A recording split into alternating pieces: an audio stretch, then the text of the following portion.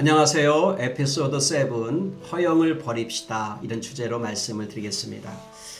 디즈니랜드 미녀와 야수 뷰티 앤드 더 비스트에서 게스톤은 모든 사람이 바라는 남자의 모습으로 등장을 합니다. 멋진 근육질, 용감한 사냥꾼, 수많은 사람들이 따르는 모든 여성이 좋아하는데 게스톤은 행복하지 못했습니다. 왜냐하면 거스름 떠는 그녀를 미녀 벨이 거들떠 보지도 않는 겁니다. 미녀는 외모는 무섭지만 마음이 따스한 야수를 더 사랑을 했습니다. 게스트는 토마스 아퀴나스가 말한 허영에 가득한 사람일 뿐입니다. 저는 허영에 관한 이야기를 하면서 두 권의 책을 소개하려고 하는데요. 레드카트 영의 이 허영이라는 책하고 요한 카시아누스의 담화집입니다.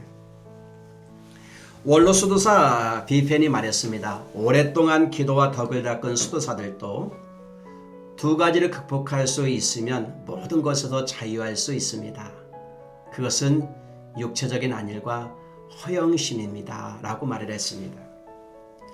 필요 이상의 거칠에 자기 일을 크게 보이려는 허세, 이런 일과 결과를 인간적 영광과 칭찬을 구하는 것을 허영이라고 말합니다. 허영, 헬라어 케노독시아는 선한 것이 아니라 공허한 것이 영광을 받는 것을 말합니다. 허영과 교만은 사촌지간입니다. 교만은 자신의 선함이 우월하다는 마음이고 허영은 자신의 선함이 드러나는 것에 대한 지나친 갈망입니다. 허영에는 두 자녀가 있습니다. 자랑과 위선입니다. 자랑은 자신의 장점을 자랑하는 것이며 위선은 갖지 않은 장점을 사람들이 좋게 여기도록 하는 것입니다. 하나님만이 참된 영광이십니다. 우리는 하나님의 영광을 위해서 창조된 사람입니다. 하나님은 우리가 다른 곳에 영광 돌리는 걸 원치 않습니다. 성경에 오직 하늘에 계신 너희 아버지께 영광 돌리기를 원하노라고 말씀했습니다.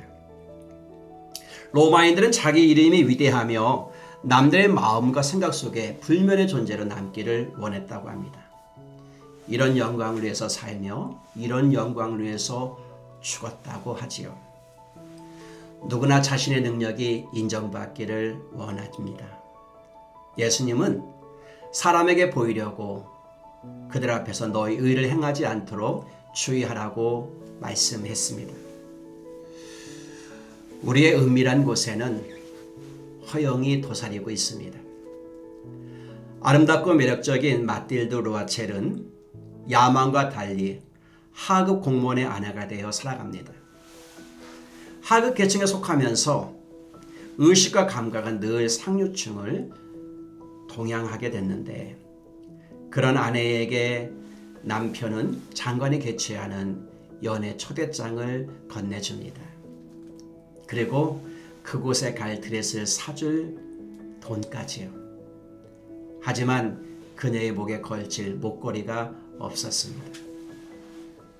마틸드는 친한 친구에게 찾아가서 다이아몬드 목걸이를 빌려 목에 걸고 연회장으로 달려가지요.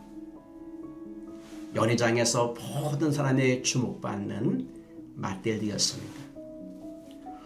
그런데 목에 걸려있었던 목걸이가 보이지 않는 겁니다. 기겁한 두 사람은 거액을 빌려 같은 목걸이를 구해 친구에게 돌려주고는 빌린 돈을 갚느냐고 부쩍 늙어버립니다.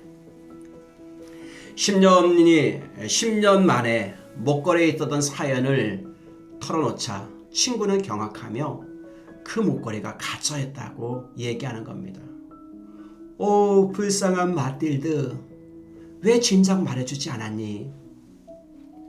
모파상의 목걸이는 인간의 허영에 가져온 불행이 얼마나 참혹한가에 대해서 우리에게 얘기해 주지요. 다른 악들은 마귀의 종들 안에 거하지만 허영은 그리스도의 종들 안에 더 자리를 잡는 듯합니다. 허영은 창세기 3장에 나와 있는 것처럼 헛된 눈이 밝아져 그릇된 것을 추구하는 마음이에요. 미덕 때문에 우쭐하거나 영적 성공 때문에 지나치게 허세를 떨어서는 안 됩니다. 허영의 유혹은 영적이며 덕스러운 사람에게 더 다가온다는 겁니다. 요한 카시아누스는 우리는 죄에 대해 이겼을 때에 허영에 떨어질 위협이 있다라고 경고했습니다. 지금은 어느 때보다도 허영에 더 심하게 노출되어 있습니다. 요즘은 사이버 시대라고 하죠. 사이버 공간에 서로 소통하면서 자신의 유튜브를 현대인이 더 많이 시청하고 댓글과 칭찬을 우리는 갈망합니다.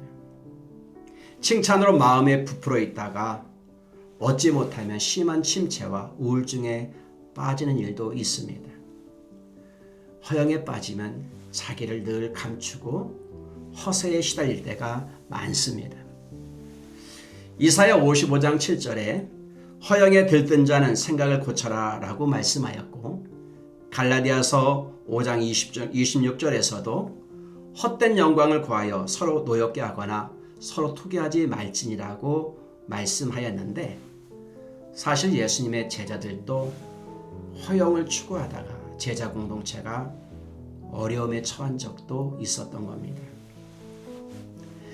유명해지지 않으면 유명해진다고 얘기를 합니다. 소유하지 않으면 진짜 좋은 것을 갖게 된다고 얘기합니다. 침묵하게 되면 듣기 시작하게 되고 배우게 됩니다. 무덤에 잠자는 자에게 조롱과 비난을 퍼부어도 대꾸하지 아니하고 칭찬을 놓아도 우쭐대지 않습니다. 우리는 자신에 대해서 죽으며 예수님에 대해서 산 자들입니다. 예수님을 바라보면 허영을 버릴 수가 있습니다. 주님은 이름이 높아지는데 전혀 관심이 없었기 때문입니다. 자기를 비워라는 케노시스는 허영, 케노독시아를 버리게 하는 가장 강력한 힘이 되죠. 명성을 만들지 않기 때문입니다.